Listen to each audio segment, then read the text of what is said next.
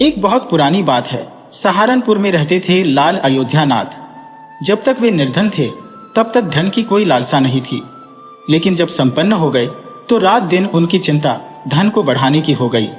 धन तृष्णा का ईंधन है, जितना अधिक धन आता उतनी ही तृष्णा बढ़ती। लाल अयोध्यानाथ सोचते थे कि कोई ऐसा उपाय निकालें जिससे कुछ ही दिनों में लाखों रुपया इकट्ठा हो जाए। एक समय था जब वे रुपयों को हाथ की मैल समझते थे, लेकिन अब वे धन के लिए अपने प्राण देने को तैयार थे। अब उनकी आंखें खुल चुकी थी। साधु और महंतों की सेवा के लिए वे कभी बड़ी श्रद्धा रखते थे, लेकिन अब वे इसे सबसे बड़ी भूल मानने लगे थे। बैंक में जमा धन ने उनकी सभी अच्छाइयों को भी भस्म कर दिया था।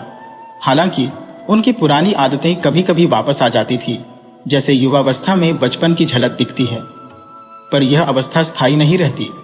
नए स्वभाव के सामने पुराने विचार गायब हो जाते थे, जैसे बुढ़ापा यौवन को निगल लेता है। लाल अयोध्यानाथ के दरवाजे पर कोई साधु आता तो उनका चेहरा खिल उठता था, लेकिन आतिथ्य सत्कार में वह श्रद्धा नहीं होती थी। एक बार की बात है, संध्या का समय था।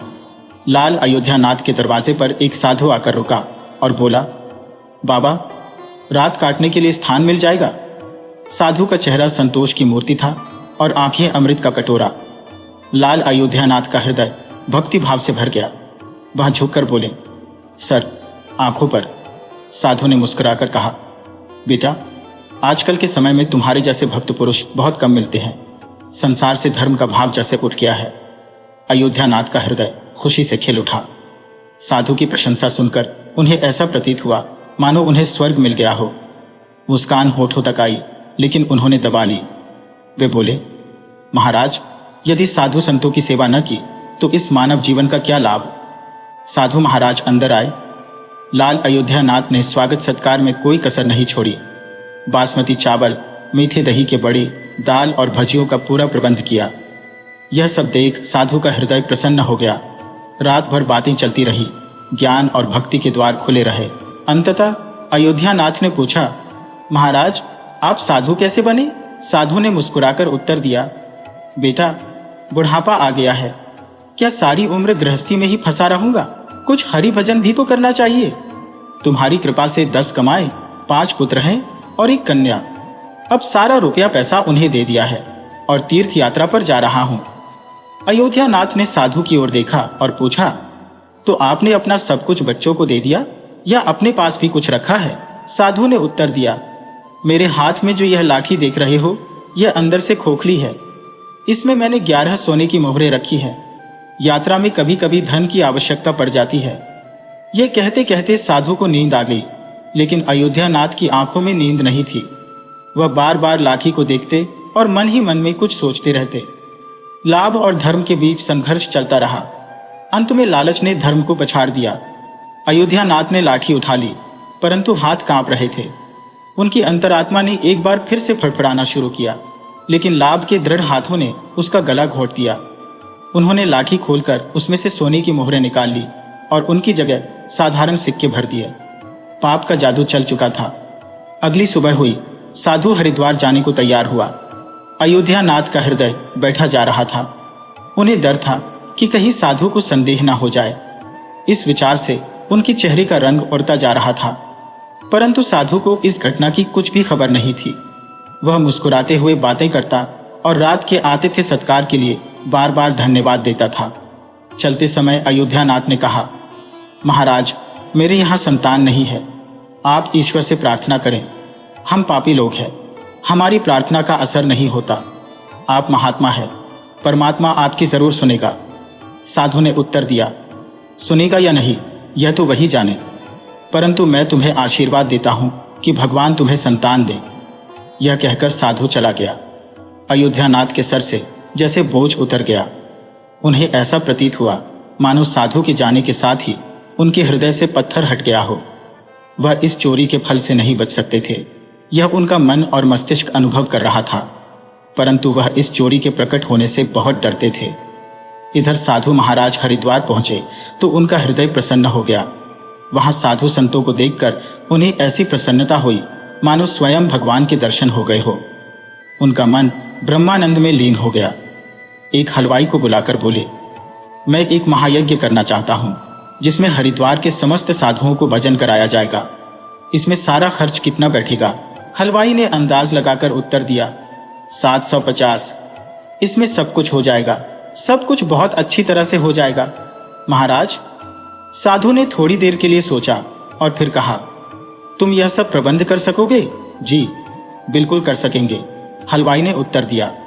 तो फिर सारा प्रबंध तुम ही करो, जो खर्चा होगा मैं दे दूंगा। यह कहते हुए साधु महाराज ने अपने लाठी की ओर देखा। हलवाई ने उत्तर दिया, महाराज आप निश्चित रहें, सब प्रबंध हो जाएगा। दूसरे दिन यज्ञ हुआ। हरिद्वार में धूम मच गई। लोग यज्ञ को देखते और आनंद में झूमते। वे कहते थे, हमने यज्ञ तो बहुत देखे हैं, परंतु इस उदारता और भक्ति भावना से रुपया पानी की तरह बहते हुए किसी को नहीं देखा। ऐसे धन्ना सेठों की कमी नहीं है जिनके पास मोहरें बहुत पड़ी है। वे मुकदमेबाजी में लाखों लूट देते हैं, बेटे के विवाह पर उड़ाते हैं, परंतु धर्म के काम पर एक पैसा भी खर्च नहीं करते। यह मनुष्य सच्चा मनुष्य है, जिसने अपना सच्चा धर्म समझा और धर्म के सामने पैसे का मोह नहीं देखा। अपनी प्रशंसा सुनकर साधु का दिमाग 7वें आसमान पर पहुंच गया और उसका हृदय आनंद में हिलोरे लेने लगा। साधु बाहर से प्रसन्न था, परंतु उसका भाग्य रो रहा था। शाम हुई। साधु ने अपने कमरे का दरवाजा बंद किया और लाठी को खोलकर देखा। लाठी के अंदर साधारण सिक्के देखकर उसका हृदय कांप गया। उसे ऐसा प्रतीत हुआ मानो कोई भयानक स्वप्न देख रहा हो। उसे अपनी आंखों पर विश्वास नहीं हो रहा था। वह चाहता था कि यह सपना जल्दी से खत्म हो जाए, परंतु यह सपना ऐसा नहीं था जिसके पश्चात उसकी नींद खुल जाती। उसने उन साधारण सिक्कों को आंखें मलमल कर देखा। उसे लगता था कि अब भी मेरी भूल दूर हो जाएगी, परंतु ऐसा ना हुआ। साधु के मुख पर पसीने की बूंदें झलकने लगी। हलवाई को थोड़ी ही देर में हिसाब देना था। उसने सोचा, अब क्या होगा? अपमान का चित्र उसकी आंखों के सामने खींच गया। साधु कांप कर खड़ा हो गया। अपमान का विचार अपमान से भी अधिक भयानक होता है। साधुओं में अपमान सहने की शक्ति नहीं होती। उसने कुछ देर तक विचार किया, जैसे निराश मनुष्य समुद्र में कूदने से पहले विचार करता है। फिर साधु ने दरवाजा बंद कर लिया। साथ ही उसकी आशा के दरवाजे भी बंद हो गए। साधु ने चारपाई की रस्सी निकालकर उसे छत पर लटका दिया। मृत्यु दरवाजे पर खड़ी थी। साधु की अंतरात्मा ने उपदेश किया, दिमाग ने युक्तियां बताई, परंतु निराशा ने सब ओर अंधेरा फैला दिया। साधु का मुख मृतक के समान सफेद हो गया। तब उसने चारपाई पर खड़े होकर रस्सी का फंदा गले में डाला और थरथराते हुए पैरों की अंतिम चेष्टा से चरण ठोकर मारकर गिरा दिया। साधु फांसी पर झूल गया और उसकी मृत्यु हो गई। सुबह का समय आनंदमय था, परंतु किसे पता था कि शाम इतनी दुखमयी होगी। कुछ समय के बाद यह घटना हर बच्चे की जुबान पर थी। साधु तो मर गया, परंतु उसका आशीर्वाद अभी भी जीवित था। 1 वर्ष के भीतर ही अयोध्यानाथ के घर एक पुत्र ने जन्म लिया। मरी हुई आशाओं में जान आ गई। अयोध्यानाथ ऐसे प्रसन्न थे मानो उन्हें सारा संसार मिल गया हो। अंधेरे घर में प्रकाश हो गया था। उनके पांव धरती पर नहीं पड़ रहे थे। बालक का नामकरण संस्कार बड़ी धूमधाम से किया गया। इस उत्सव के अवसर पर एक बड़ा भोज दिया गया। उस दिन अयोध्यानाथ ने अपनी सारी जिंदगी की कंजूसी निकाल दी और रुपयों को पानी की तरह बहाया। बालक का नाम द्वारकानाथ रखा गया। जैसे जैसे वह आयु में बढ़ता गया, अयोध्यानाथ की कामनाएं भी पल्लवित होती गईं। द्वारकानाथ बहुत ही सुशील बालक था। उसकी बुद्धि देखकर आश्चर्य होता था। लोग कहते थे कि यह कल को नाम रोशन करेगा। अयोध्यानाथ यह सुनकर गर्वित होते और उसकी शरारतों को देखकर उनका प्यार और भी बढ़ जाता। इसी प्रकार 6 वर्ष बीत गए। द्वारकानाथ स्कूल में पढ़ने गया। वहां उसकी प्रतिभा का विकास हुआ। सोना कुंदन बन गया। वह सदैव अपनी श्रेणी में प्रथम आता। अयोध्यानाथ यह देखते और परमात्मा को धन्यवाद देते।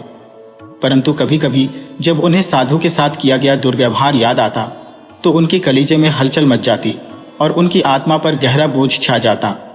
उन्हें अब अपने की पर पछतावा होता। वे अक्सर मन ही मन दुखी रहते कि मेरी बुद्धि पर ऐसा पर्दा कैसे पड़ा जो मैंने इतनी मूर्खता कर दी। परंतु वह गुजरा हुआ समय उनके हाथ में नहीं आता था। उन्होंने वह सोने की मोहरें एक रुमाल में बांधकर एक संदूक में रख दी थी और यह निश्चय किया कि उसे साधु को लौटा देंगे।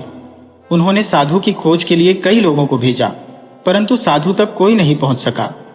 यहां तक कि अब अयोध्यानाथ वह घटना भूल चुके थे। परंतु वह सोने की मोहरें अभी भी संदूक में रखी हुई थी। समय बीतता गया। द्वारकानाथ अब 18 वर्ष का हो गया था। वसंत के दिन थे। खेतों में सरसों फूल रही थी। अयोध्यानाथ अपनी धर्मपत्नी और बेटे द्वारकानाथ के साथ हरिद्वार को चल पड़े। वहां पहुंचकर वे एक सराय में ठहरे। वहां अयोध्यानाथ को एक नया रहस्य पता चला कि उनके बेटे द्वारकानाथ की प्रकृति साधुओं जैसी थी। वह दिन रात साधुओं के दर में घूमता रहता। कोई भी दुखी और गरीब उसे दिखाई देता तो वह उसकी सहायता करता। अयोध्यानाथ यह देखकर बड़े ही दुखी होते थे, परंतु वे कुछ कर नहीं सकते थे। द्वारकानाथ का मुख देखकर उनका क्रोध तुरंत ही शांत हो जाता था। वह बहुत सोचते थे, परंतु द्वारकानाथ के इस स्वभाव का कारण उन्हें समझ में नहीं आता था।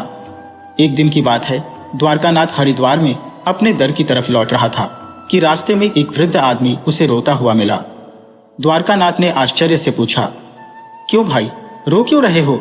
वृद्ध ने उत्तर दिया, क्या कहूं, कहते हुए लज्जा आती है। फिर भी बताओ। मैं गंगा जी में डूबकर अपना जीवन समाप्त करने जा रहा हूं, क्योंकि मुझे व्यापार में घाटा हुआ है और मेरे सिर पर बहुत सा कर्ज है। द्वारकानाथ ने कहा, यह तो मामूली सी बात है। वृद्ध व्यक्ति ने अजीबोगरीब भावनाओं से द्वारकानाथ की ओर देखते हुए कहा, मुझे ऋण चुकाना है, नहीं तो आत्महत्या करने के अलावा मेरे पास कोई और उपाय नहीं है। द्वारकानाथ थोड़ी देर मौन रहा, लेकिन यह मौन वृद्ध व्यक्ति के लिए आशा की किरण बन गया। बहते हुए आंसू रुक गए। द्वारकानाथ ने वृद्ध से पूछा, कितने रुपयों से तुम्हारा काम चल सकता है? जब मनुष्य निराश हो जाता है तो उसे हर कदम पर आशा की झलक दिखती है। वृद्ध ने हिसाब लगाकर उत्तर दिया, मेरे सिर पर लगभग 1400 रुपए का ऋण है। 1400 रुपये? द्वारकानाथ थोड़ी देर के लिए चुप रहा, फिर उसने कहा, चिंता मत करो, प्रबंध हो जाएगा। वृद्ध ने पूछा, तो कब तक कर दोगे और मुझे कहाँ मिलोगे?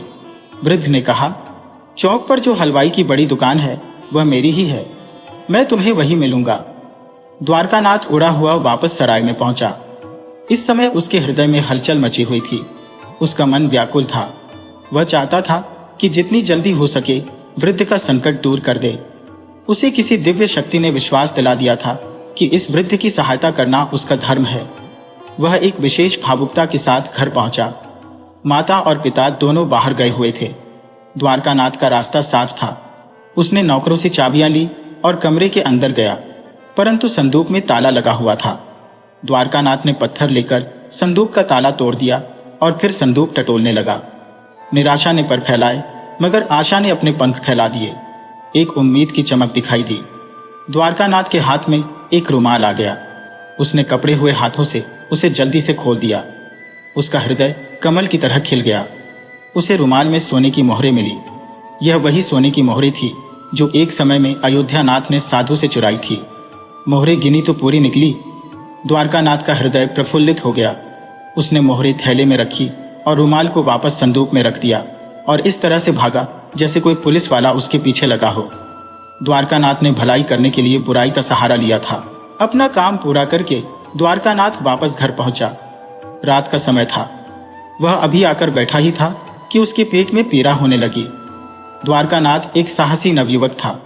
बड़े से बड़े कष्ट में भी वह हिम्मत नहीं हारता था, परंतु यह पीड़ा अजीब तरह की थी। उसके मुख से चीखें निकल गई। अयोध्यानाथ ने भी जब देखा तो उन्हें ऐसा जान पड़ा जैसे कोई विपत्ति आने वाली है। वे दौड़ते हुए डॉक्टर के पास गए, परंतु अभी वापस भी नहीं आए थे कि द्वारकानाथ ने प्राण त्याग दिए। अयोध्यानाथ ने जब यह सुना तो पछाड़ खाकर गिर पड़े और कई दिन तक बीमार रहे। परंतु द्वारकानाथ को क्या हो गया, यह आज तक उनकी समझ में नहीं आया था। एक दिन संदूक में किसी चीज के लिए हाथ डाला तो मोरों वाला रुमाल नहीं था। उन्हें कई वर्षों की भूली हुई घटना याद आ गई, परंतु उन मोरों का चला जाना और द्वारकानाथ का मरना, इन दोनों घटनाओं में क्या संबंध था, इसे वे कभी समझ नहीं सके। परंतु कहानी सुनने वाले तो समझ ही गए होंगे कि दोनों घटनाओं में क्या था। सच्चाई यह थी कि जिस साधु की मोहरें अयोध्यानाथ ने चुराई थी, उसी साधु ने अयोध्यानाथ के बेटे द्वारकानाथ के रूप में पुनर्जन्म लिया था। द्वारकानाथ बनकर उसने ही वही सोने की मोहरें अयोध्यानाथ से चुराकर वृद्ध व्यक्ति को दे दी और अपना पूर्व जन्म का कर्ज चुका दिया। वह वृद्ध व्यक्ति वही था जिसने साधु के लिए भंडारे का प्रबंध किया था। इस तरह से अपना ऋण पूरा करते ही द्वारकानाथ ने प्राण त्याग दिए। साधु ने पूर्व जन्म का अपना ऋण चुकाकर अयोध्या नाथ को उनके कर्मों की सजा दी, जो अब अपने जवान बेटे की मौत के दुख में तड़पते रहे।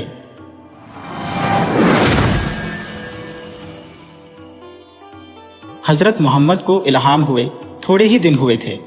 10-5 पड़ोसियों और निकट संबंधियों के सिवा अभी और कोई उनके दीन पर ईमान न लाया था। यहाँ तक कि उनकी लड़की ज़ैनब और दामाद अबुलास भी, जिनका विवाह इल्हाम के पहले ही हो चुका था, अभी तक नए धर्म में दीक्षित न हुए थे। ज़ैनब कई बार अपने मैके गई थी और अपने पिता के ज्ञानोपदेश सुने थे। वह दिल से इस्लाम पर श्रद्धा रखती थी, लेकिन अबुलास के कारण दीक्षा लेने का साहस न कर सकती थी। अबुलास विचार स्वातंत्र्य का समर्थक था। वह कुशल व्यापारी था। मक्के से खजूर, मेवे आदि जिनसे लेकर बंदरगाहों को चलाना किया करता था। बहुत ही ईमानदार, लेन देन का खरा, श्रमशील मनुष्य था, जिसे इहलोक से इतनी फुर्सत न थी कि परलोक की चिंता करे। ज़ैनब के सामने कठिन समस्या थी। आत्मा धर्म की ओर थी, हृदय पति की ओर। न धर्म को छोड़ सकती थी, न पति को। घर के अन्य प्राणी मूर्ति पूजक थे और इस नए संप्रदाय के शत्रु। ज़ैनब अपनी लगन को छुपाती रहती, यहाँ तक कि पति से भी अपनी व्यथा न कह सकती। वे धार्मिक सहिष्णुता के दिन न थे। बात बात पर खून की नदियां बहती थी। खानदान के खानदान मिट जाते थे। अरब की अलौकिक वीरता पारस्परिक कलहों में व्यक्त होती थी। राजनैतिक संगठन का नाम न था। खून का बदल खून, धनहानि का बदला खून, अपमान का बदला खून। मानव रक्त ही से सभी झगड़ों का निबटारा होता था। ऐसी अवस्था में अपने धर्मानुराग को प्रकट करना, अबुलास के शक्तिशाली परिवार को मोहम्मद और उनके गिने गिनाए अनुयायियों से टकराना था। उधर प्रेम का बंधन पैरों को जकड़े हुए था। नए धर्म में प्रविष्ट होना, अपने प्राण प्रिय पति से सदा के लिए बिछुड़ जाना था। कुरैश जाति के लोग ऐसे मिश्रित विवाहों को परिवार के लिए कलंक समझते थे। माया और धर्म की दुविधा में पड़ी हुई ज़ैनब कुढ़ती रहती थी। धर्म का अनुराग एक दुर्लभ वस्तु है, किंतु जब उसका वेग उठता है तब बड़े प्रचंड रूप से उठता है। दोपहर का समय था। धूप इतनी तेज थी कि उसकी ओर ताकते हुए आंखों से चिंगारियां निकलती थी। हजरत मोहम्मद अपने मकान में चिंतामग्न बैठे हुए थे। निराशा चारों ओर अंधकार के रूप में दिखाई देती थी। खुदैजा भी पास बैठी हुई एक फटा कुर्ता सी रही थी। धन संपत्ति सब कुछ इस लगन के भेंट हो चुकी थी। विधर्मियों का दुराग्रह दिनों दिन बढ़ता जाता था। इस्लाम के अनुयायियों को भांति भांति की यातनाएं दी जा रही थी। स्वयं हजरत को घर से निकलना मुश्किल था। खौफ होता था कि कहीं लोग उन पर ईंट पत्थर न फेंकने लगे। खबर आती थी कि आज अमुक मुसलमान का घर लूटा गया, आज फलां को लोगों ने आहत किया। हजरत ये खबरें सुन सुनकर विकल हो जाते थे और बार बार सुदा से धैर्य और क्षमा की याचना करते थे। हजरत ने फरमाया, मुझे ये लोग अब यहाँ न रहने देंगे। मैं खुद सब कुछ झेल सकता हूँ, पर अपने दोस्तों की तकलीफ नहीं देखी जाती। खुद ए जा, हमारे चले जाने से तो इन बेचारों को और भी कोई शरण न रहेगी। अभी कम से कम आपके पास आकर रो तो लेते हैं। मुसीबत में रोने का सहारा कम नहीं होता। हजरत, तो मैं अकेले थोड़े ही जाना चाहता हूँ। मैं अपने सब दोस्तों को साथ लेकर जाने का इरादा रखता हूँ। अभी हम लोग यहाँ बिखरे हुए हैं, कोई किसी की मदद को नहीं पहुंच सकता। हम बस एक ही जगह एक कुटुंब की तरह रहेंगे तो किसी को हमारे ऊपर हमला करने की हिम्मत ना होगी। हम अपनी मिली हुई शक्ति से बालों का ढेर तो हो ही सकते हैं, जिस पर चढ़ने का किसी को साहस ना होगा। सहसा ज़ैनब घर में दाखिल हुई। उसके साथ न कोई आदमी था, न कोई आदमजाद। ऐसा मालूम होता था कि कहीं से भागी चली आ रही है। खुदैजा ने उसे गले लगाकर कहा, क्या हुआ ज़ैनब, खैरियत तो है? ज़ैनब ने अपने अंतर्द्वंद्व की कथा सुनाई और पिता से दीक्षा की प्रार्थना की। हजरत मोहम्मद आंखों में आंसू भरकर बोले, ज़ैनब, मेरे लिए इससे ज्यादा खुशी की और कोई बात नहीं हो सकती, लेकिन डरता हूं कि तुम्हारा क्या हाल होगा। ज़ैनब, या हजरत, मैंने खुदा की राह में सब कुछ त्याग देने का निश्चय किया है। दुनिया के लिए अपनी आकबत को नहीं खोना चाहती। हजरत, ज़ैनब, खुदा की राह में कांटे हैं। ज़ैनब, लगन को कांटों की परवाह नहीं होती। हजरत, ससुराल से नाता टूट जाएगा। ज़ैनब, खुदा से तो नाता जुड़ जाएगा। हजरत, और अबुलास? ज़ैनब की आंखों में आंसू डबडबा आए। कातर स्वर से बोली, अब्बा जान, इसी बेरी ने इतने दिनों मुझे बांधे रखा था, नहीं तो मैं कब की आपकी शरण में आ चुकी होती। मैं जानती हूं उनसे जुदा होकर जीती न रहूंगी और शायद उनको भी मेरा वियोग दुस्सह होगा, पर मुझे विश्वास है कि एक दिन जरूर आएगा जब वे खुदा पर ईमान लाएंगे और मुझे फिर उनकी सेवा का अवसर मिलेगा। हजरत बेटी, अबुलास ईमानदार है, दयाशील है, सत्यवक्ता है, किंतु उसका अहंकार शायद अंत तक उसे ईश्वर से विमुख रखे है।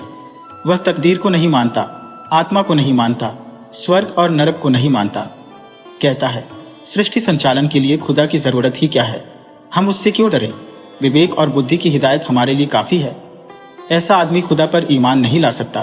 अधर्म को जीतना आसान है, पर जब वह दर्शन का रूप धारण कर लेता है तो अजेय हो जाता है। ज़ैनब ने निश्चयात्मक भाव से कहा, हजरत, आत्म का उपकार जिसमें हो मुझे वह चाहिए। मैं किसी इंसान को अपने और खुदा के बीच न रहने दूंगी। हजरत, खुदा तुझ पर दया करे बेटी, तेरी बातों ने दिल खुश कर दिया। यह कहकर उन्होंने ज़ैनब को प्रेम से गले लगा दिया। दूसरे दिन ज़ैनब को जमा मस्जिद में यथाविधि कलमा पढ़ाया गया। कुरैशियों ने जब यह खबर पाई तब वे जल उठे। गजब खुदा का! इस्लाम ने तो बड़े बड़े घरों पर हाथ साफ करना शुरू किया। अगर यही हाल रहा तो धीरे धीरे उसकी शक्ति इतनी बढ़ जाएगी कि उसका सामना करना कठिन हो जाएगा। लोग अबुलास के घर पर जमा हुए। अबू सुफियान ने, जो इस्लाम के शत्रुओं से सबसे प्रतिष्ठित व्यक्ति थे और जो बाद को इस्लाम पर ईमान लाया, अबुलास से कहा, तुम्हें अपनी बीवी को तलाक देना पड़ेगा। अबुल, हरगिज नहीं। अब्बू से, तो क्या तुम भी मुसलमान हो जाओगे? अबू, हरगिज नहीं। अब्बू से, जो उसे मोहम्मद ही के घर रहना पड़ेगा। अबू, हरगिज नहीं, आप मुझे आज्ञा दीजिए कि उसे अपने घर लाऊं। अबू से, हरगिज नहीं। अबू, क्या यह नहीं हो सकता कि मेरे घर में रहकर वह अपने मतानुसार खुदा की बंदगी करे? अबू से, हरगिज नहीं। अबू, मेरी कौम मेरे साथ इतनी भी सहानुभूति न करेगी। अबू से, हरगिज नहीं। अबू, तो फिर आप लोग मुझे अपने समाज से पतित कर दीजिए। मुझे पतित होना मंजूर है। आप लोग चाहे जो सजा दें वह सब मंजूर है, पर मैं अपनी बीवी को तलाक नहीं दे सकता। मैं किसी की धार्मिक स्वाधीनता का अपहरण नहीं करना चाहता, वह भी अपनी बीवी की। अब्बू से, कुरैश में क्या और लड़कियां नहीं है? अबू, ज़ैनब किसी कोई नहीं। अब्बू से, हम ऐसी लड़कियां बता सकते हैं जो चांद को लज्जित कर दें। अबू, मैं सौंदर्य का उपासक नहीं। अब्बू से, ऐसी लड़कियां दे सकता हूं जो गृह प्रबंध में निपुण हो, बातें ऐसी करें जो मुंह से फूल झड़ें, भोजन ऐसा बनाए कि बीमार को भी रुचि हो, और सीने पिरोने में इतनी कुशल कि पुराने कपड़े को नया कर दे। अबू, मैं इन गुणों में किसी का भी उपासक नहीं। मैं प्रेम और केवल प्रेम का भक्त हूँ, और मुझे विश्वास है कि ज़ैनब का सा प्रेम मुझे सारी दुनिया में नहीं मिल सकता। अबू से, प्रेम होता तो तुम्हें छोड़कर दगा न करती। अबू, मैं नहीं चाहता कि प्रेम के लिए कोई अपने आत्म स्वतंत्र का त्याग करे। अबू से, इसका मतलब यह है कि तुम समाज के विरोधी बनकर रहना चाहते हो। अपनी आंखों की कसम, समाज अपने ऊपर यह अत्याचार ना होने देगा। मैं समझाए जाता हूँ, न मानोगे तो रोओगे। अबू सुफियान और उनकी टोली के लोग तो धमकियां देकर उधर गए। इधर अबुलास ने लकड़ी संभाली और ससुराल जा पहुंचे। शाम हो गई थी। हजरत अपने मुरीदों के साथ मगरिब की नमाज पढ़ रहे थे। अबुलास ने उन्हें सलाम किया और जब तक नमाज होती रही गौर से देखते रहे। आदमियों की कतारों का एक साथ उठना बैठना और सिजदे करना देखकर उनके दिल पर गहरा प्रभाव पड़ रहा था। वह अज्ञात भाव से संगत के साथ बैठते, झुकते और खड़े हो जाते थे। वहां का एक एक परमाणु इस समय ईश्वरमय हो रहा था। एक क्षण के लिए अबुलास भी उसी भक्ति प्रवाह में आ गए। जब नमाज खत्म हो गई तब अबुलास ने हजरत से कहा, मैं ज़ैनब को विदा करने आया हूं। हजरत ने विस्मित होकर कहा, तुम्हें मालूम नहीं कि वह खुदा और रसूल पर ईमान ला चुकी है? अबू, जी हां, मालूम है। हज, इस्लाम ऐसे संबंधों का निषेध करता है। अबू, क्या इसका मतलब है कि ज़ैनब ने मुझे तलाक दे दिया? हज, अगर यही मतलब हो तो? अबू, तो कुछ नहीं। ज़ैनब को खुदा और रसूल की बंदगी मुबारक हो। मैं एक बार उससे मिलकर घर चला जाऊंगा और फिर कभी आपको अपनी सूरत न दिखाऊंगा। लेकिन उस दशा में अगर कुरैश जाति आपसे लड़ने के लिए तैयार हो जाए तो इसका इल्जाम मुझ पर ना होगा। हाँ, अगर ज़ैनब मेरे साथ जाएगी तो कुरैश के क्रोध का भाजन मैं हूंगा। आप और आपके मुरीदों पर कोई आफत ना आएगी। हज, तुम दबाव में आकर ज़ैनब को खुदा की तरफ से फेरने का तो यत्न न करोगी? अब मैं किसी के धर्म में निंदा डालना लज्जाजनक समझता हूं। हज, तुम्हें लोग ज़ैनब को तलाक देने पर तो मजबूर न करेंगे? अबू, मैं ज़ैनब को तलाक देने के पहले जिंदगी को तलाक दे दूंगा। हजरत को अबुलास की बातों से इत्मीनान होएगा। आस को हरम में जैनब से मिलने का अवसर मिला। आस ने पूछा, जैनब, मैं तुम्हें साथ ले चलने आया हूं। धर्म के बदलने से कहीं तुम्हारा मन तो नहीं बदल गया? जैनब रोती हुई पति के पैरों पर गिर पड़ी और बोली, स्वामी, धर्म बार बार मिलता है, हृदय केवल एक बार। मैं आपकी हूं, चाहे यहां रहूं चाहे वहां, लेकिन समाज मुझे आपकी सेवा में रहने देगा? अबू, यदि समाज न रहने देगा तो मैं समाज ही से निकल जाऊंगा। दुनिया में रहने के लिए बहुत स्थान है। रहा मैं, तुम खूब जानती हो कि किसी के धर्म में विघ्न डालना मेरे सिद्धांत के प्रतिकूल है। जैनब चली तो खुदैजा ने उसे बदख्शां के लालों का एक बहुमूल्य हार विदाई में दिया। इस्लाम पर विधर्मियों के अत्याचार दिन दिन बढ़ने लगे। अवहेलना की दशा में निकलकर उसने भय के क्षेत्र में प्रवेश किया। शत्रुओं ने उसे समूल नाश करने की आयोजना करना शुरू की। दूर दूर के कबीलों से मदद मांगी गई। इस्लाम में इतनी शक्ति न थी कि शस्त्र बल से शत्रुओं को दबा सके। हजरत मोहम्मद ने अंत को मक्का छोड़कर मदीने की राह ली। उनके कितने ही भक्तों ने उनके साथ हिजरत की। मदीने में पहुंचकर मुसलमानों में एक नई शक्ति, एक नई स्फूर्ति का उदय हुआ। वे निशंक होकर धर्म का पालन करने लगे। अब पड़ोसियों से दबने और छिपने की जरूरत न थी। आत्मविश्वास बढ़ा। इधर भी विधर्मियों का सामना करने की तैयारियां होने लगी। एक दिन अबुलास ने आकर स्त्री से कहा, जैनब, हमारे नेताओं ने इस्लाम पर जिहाद करने की घोषणा कर दी। जैनब ने घबराकर कहा, अब तो वे लोग यहां से चले गए, फिर जिहाद की क्या जरूरत? अबू, मक्का से चले गए, अरब से तो नहीं चले गए। उनकी ज्यादतियां बढ़ती जा रही हैं। जिहाद के सिवा और कोई उपाय नहीं। मेरा उस जिहाद में शरीक होना बहुत जरूरी है। जैन, अगर तुम्हारा दिल तुम्हें मजबूर कर रहा है तो शौक से जाओ, लेकिन मुझे भी साथ लेते चलो। अबू, अपने साथ? जैन, हाँ, मैं वहां आहत मुसलमानों की सेवा शुश्रूषा करूंगी। अबू, शौक से चलो। घोर संग्राम हुआ। दोनों दलों ने खूब दिल के अरमान निकाले। भाई भाई से, मित्र मित्र से, बाप बेटे से लड़ा।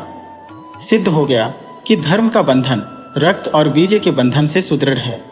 दोनों दल वाले वीर थे। अंतर यह था कि मुसलमानों में नया धर्मानुराग था।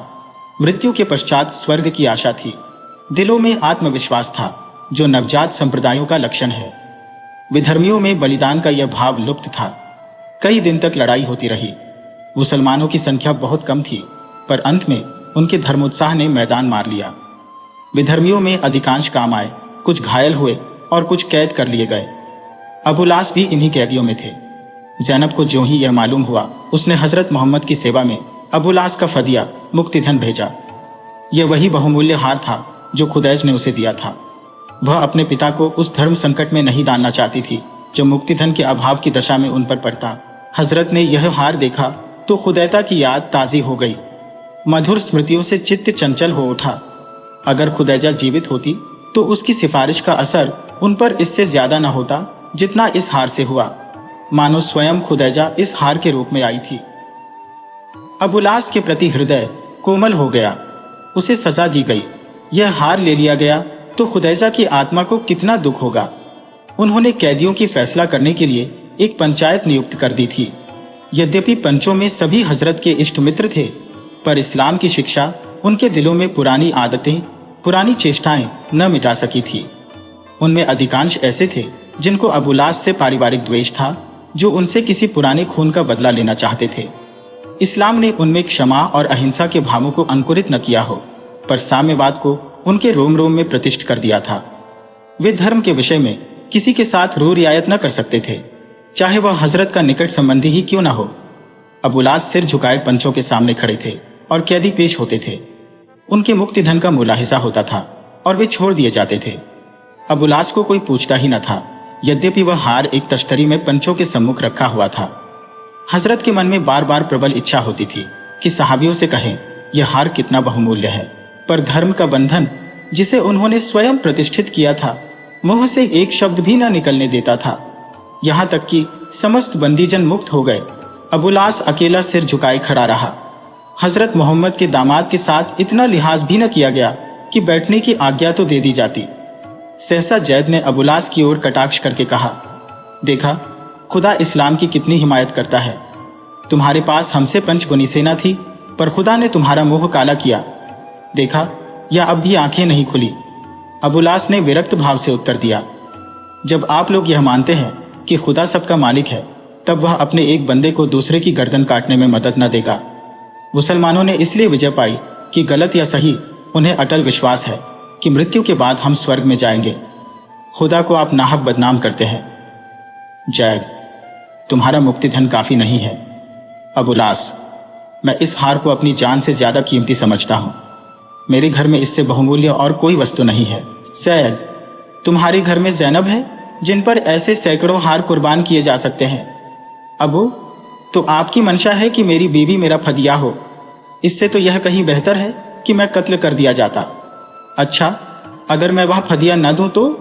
जैद, तो तुम्हें आजीवन यहां गुलामों की तरह रहना पड़ेगा।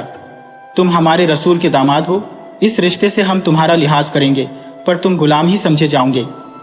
हजरत मोहम्मद निकट बैठे हुए ये बातें सुन रहे थे। वे जानते थे कि जैनब और आस एक दूसरे पर जान देते हैं। उनका वियोग दोनों ही के लिए घातक होगा। दोनों घुल घुल कर मर जाएंगे।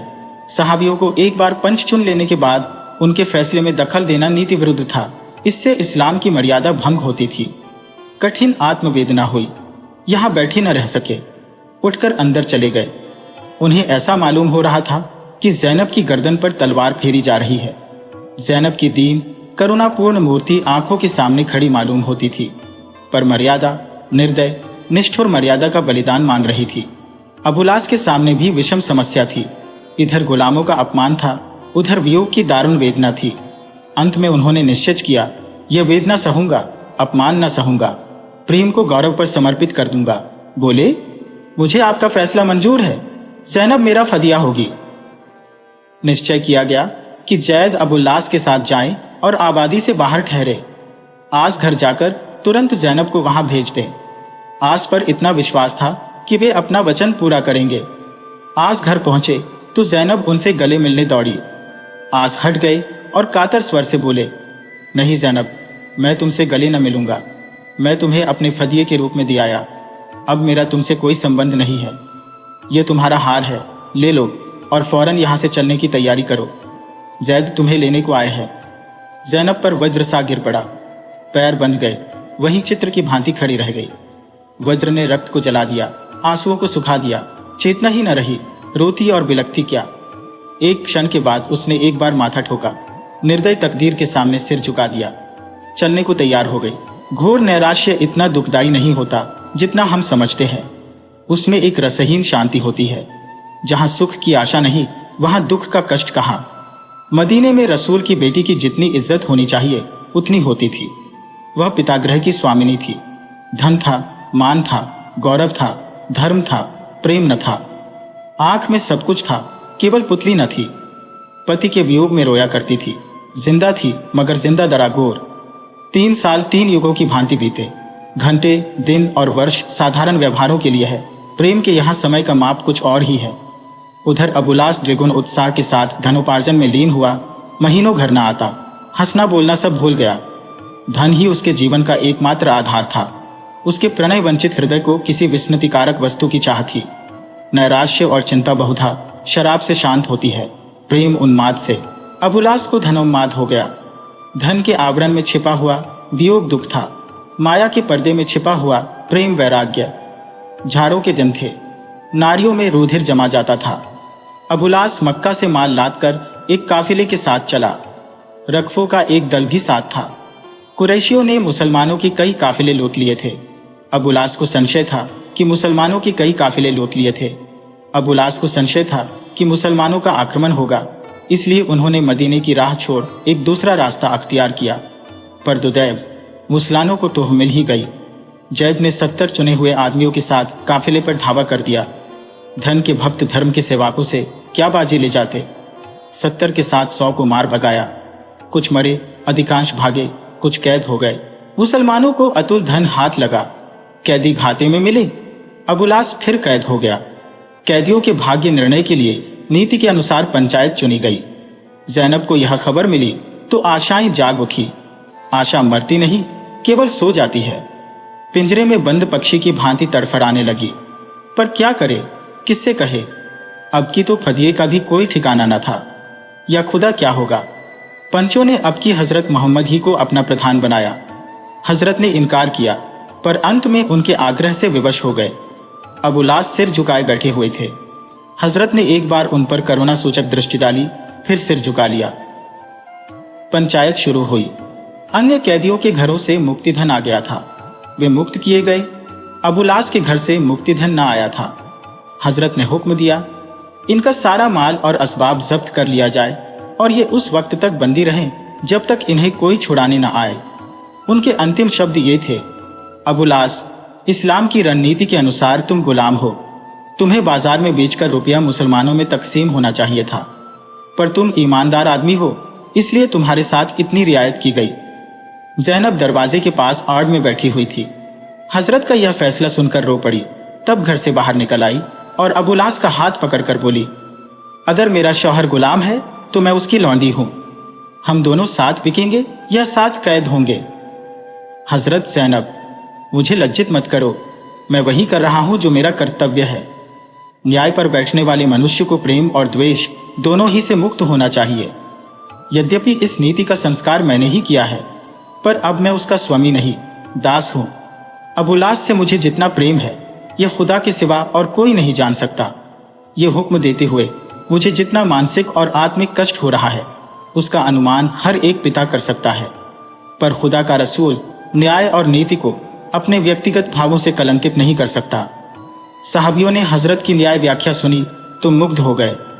अब्बू जफर ने अर्ज की, हजरत, आपने अपना फैसला सुना दिया, लेकिन हम सब इस विषय में सहमत हैं कि अबू लास जैसे प्रतिष्ठित व्यक्ति के यह दंड न्यायोचित होते हुए भी अति कठोर है और हम सर्वसम्मति से उसे मुक्त करते हैं और उसका लूटा हुआ धन लौटा देने की आज्ञा मांगते हैं। अबू लास हजरत मोहम्मद की न्यायपरायणता पर चकित हो गए। न्याय का इतना ऊंचा आदर्श, मर्यादा का इतना महत्व, नीति पर अपना संतान प्रेम तक न्यौछावर कर दिया। महात्मा, तुम धन्य हो। ऐसे ही ममताहीन सत्पुरुषों से संसार का कल्याण होता है। ऐसे ही नीति पालकों के हाथों जातियां बनती हैं, सभ्यताएं परिष्कृत होती हैं। मक्की आकर अबू लास ने अपना हिसाब किताब साफ किया, लोगों के माल लौटाए, ऋण चुकाए और धन बार त्याग कर हजरत मोहम्मद की सेवा में पहुंच गए। ज़ैनब की मुराद पूरी हुई।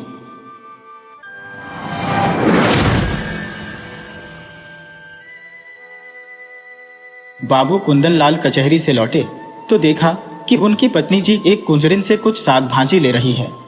कुंजरिन पालक टके सेर कहती है, वह 1.5 पैसे दे रही है। इस पर कई मिनट तक विवाद होता रहा। आखिर कुंजरिन 1.5 ही पैसे पर राजी हो गई। अब तराजू और बाट का प्रश्न छिड़ा। दोनों पल्ले बराबर न थे, एक में पसंगा था, बाट भी पूरे न उतरते थे। पड़ोसिन के घर से सेर आया। साग तुल जाने के बाद अब घाटे का प्रश्न उठा। पत्नी जी और मांगती थी, कुंजरिन कहती थी, अब क्या सेर 2 सेर घाटे में ही ले लोगी बहू जी। खैर, आधा घंटे में वह सौदा पूरा हुआ और कुंजरिन फिर कभी न आने की धमकी देकर विदा हुई।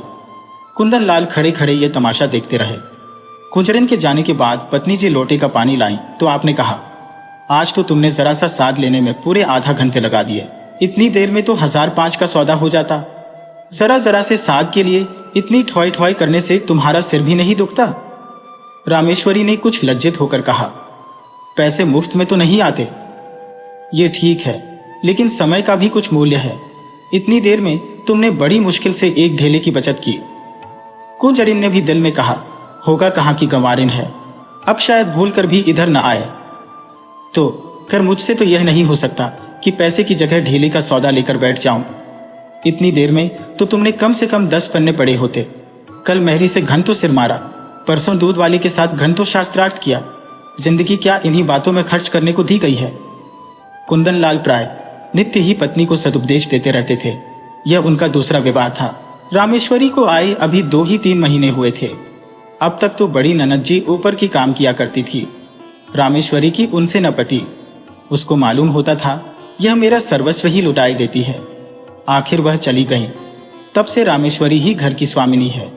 वह बहुत चाहती है कि पति को प्रसन्न रखे, उनके इशारों पर चलती है। एक बार जो बात सुन लेती है गांठ बांध लेती है, पर रोज ही तो कोई नई बात हो जाती है और कुंदन लाल को उसे उपदेश देने का अवसर मिल जाता है। एक दिन बिल्ली दूध पी गई। रामेश्वरी दूध गर्म करके लाई और स्वामी के सिरहाने रखकर पान बना रही थी कि बिल्ली ने दूध पर अपना ईश्वर प्रदत्त अधिकार सिद्ध कर दिया। रामेश्वरी यह अपहरण स्वीकार न कर सकी। रूल लेकर बिल्ली को इतने जोर से मारा कि वह 2-3 लुढ़कियां खा गई। कुंदन लाल लेटे लेटे अखबार पढ़ रहे थे। बोले, और जो मर जाती। रामेश्वरी ने ढिठाई के साथ कहा, तो मेरा दूध क्यों पी गई? उसे मारने से दूध मिल तो नहीं गया? जब कोई नुकसान कर देता है तो उस पर क्रोध आता ही है, न आना चाहिए। पशु के साथ आदमी भी क्यों पशु हो जाए? आदमी और पशु में इसके सिवा और क्या अंतर है? कुंदन लाल कई मिनट तक दया, विवेक और शांति की शिक्षा देते रहे, यहां तक कि बेचारी रामेश्वरी मारे ग्लानि के रो पड़ी। इसी भांति एक दिन रामेश्वरी ने एक भिक्षुक को दुत्कार दिया तो बाबू साहब ने फिर उपदेश देना शुरू किया। बोले, तुमसे ना उठा जाता हो तो लाओ, मैं दे आऊं। गरीब को यूं न दुत्कारना चाहिए। रामेश्वरी ने त्योरिया चढ़ाते हुए कहा, दिन भर तो तांता लगा रहता है, कोई कहां तक दौड़े। सारा देश भिखमंगों ही से भर गया है शायद। कुंदन लाल ने उपेक्षा के भाव से मुस्कुराकर कहा, उसी देश में तो तुम भी बसती हो। इतने भिखमंगे कहां से जाते हैं? ये सब काम क्यों नहीं करते? कोई आदमी इतना नीच नहीं होता जो काम मिलने पर भीख मांगे। हाँ, अपंग हो तो दूसरी बात है। अपंगों का भीख की सिवा और क्या सहारा हो सकता है? सरकार इनके लिए अनाथालय क्यों नहीं खुलवाती? जब स्वराज्य हो जाएगा तब शायद खुल जाए। अभी तो कोई आशा नहीं है, मगर स्वराज्य भी धर्म ही से आएगा। लाखों साधु सन्यासी, पंडे पुजारी मुफ्त का माल उड़ाते हैं। क्या इतना धर्म काफी नहीं है? अगर इस धर्म में से स्वराज्य मिलता तो कब का मिल चुका होता। इसी धर्म का प्रसाद है कि हिंदू जाति अभी तक जीवित है, नहीं कब की रसातल पहुंच चुकी होती। रोम, यूनान, ईरान, सीरिया, किसी का अब निशान भी नहीं है। ये हिंदू जाति है जो अभी तक समय के क्रूर आघातों का सामना करती चली जाती है। आप समझते होंगे हिंदू जाति जीवित है। मैं तो उसे उसी दिन से मरा हुआ समझती हूँ जिस दिन से वह अधीन हो गई। जीवन स्वाधीनता का नाम है, गुलामी तो मौत है। कुंदन लाल ने युवती को चकित नेत्रों से देखा। ऐसे विद्रोही विचार उसमें कहां से आ गए? देखने में तो वह बिल्कुल भोली थी, समझे, कहीं सुन सुना लिया होगा। कठोर होकर बोले, क्या व्यर्थ का विवाद करती हो? लजाती तो नहीं, ऊपर से और बकबक करती हो। रामेश्वरी यह फटकार पाकर चुप हो गई। एक क्षण वहां खड़ी रही, फिर धीरे धीरे कमरे से चली गई। एक दिन कुंदन लाल ने कई मित्रों की दावत की। रामेश्वरी सवेरे से रसोई में घुसी तो शाम तक सिर न उठा सकी। उसे यह बेगार बुरी मालूम हो रही थी। अगर दोस्तों की दावत करनी थी तो खाना बनवाने का कोई प्रबंध क्यों नहीं किया? सारा बोझ उसी के सिर क्यों डाल दिया? उससे एक बार पूछ तो लिया होता कि दावत करूं या न करूं। होता तब भी यही जो अब हो रहा था। वह दावत के प्रस्ताव का बड़ी खुशी से अनुमोदन करती, तब वह समझती दावत मैं कर रही हूं। अब वह समझ रही थी मुझसे बेकार ली जा रही है। खैर, भोजन तैयार हुआ, लोगों ने भोजन किया और चले गए, मगर मुंशी जी मुंह फुलाए बैठे हुए थे। रामेश्वरी ने कहा, तुम क्यों नहीं खा लेते? क्या अभी सवेरा है? बाबू साहब ने आंखें फाड़कर कहा, क्या खा लूं? ये खाना है या बैलों की सानी? रामेश्वरी के सिर से पांव तक आग लग गई। सारा दिन चूल्हे के सामने जली। उसका यह पुरस्कार।